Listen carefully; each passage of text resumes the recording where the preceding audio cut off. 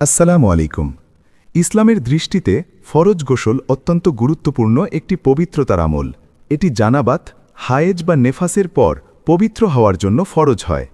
ফরজ গোসলের ৩টি ফরজ কাজ: ১. গড়গড় করে কুলি করা, ২. নাকে পানি দেওয়া, ৩.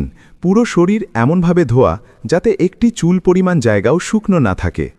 সঠিক ও সুন্নাতি পদ্ধতিতে ফরজ গোসল করার নিয়ম নিম্নরূপ।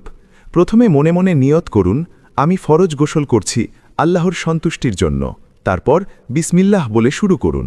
২ হাত কবজি পর্যন্ত ৩ বার ধুয়ে নিন। শরীরের কোনো নাপাকি থাকলে তা ভালোভাবে পরিষ্কার করুন। তারপর অজুর মতো অজু করুন। মুখ ধোয়া, হাত ধোয়া, মাথা মাসেহ করা, কান মাসেহ করা, তবে পা ধোয়া শেষে রাখুন।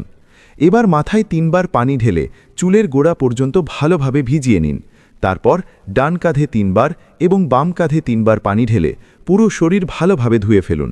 নারীদের চুলের গোড়ায় পানি পৌঁছানো ফরজ। খোঁপা থাকলে খুলে পুরো চুল ধোয়া উত্তম। সবশেষে পা ধুয়ে নিন। এভাবে গোসল করলে শরীর ও আত্মা পবিত্র হয় এবং নামাজসহ সব ইবাদত কবুল হয়।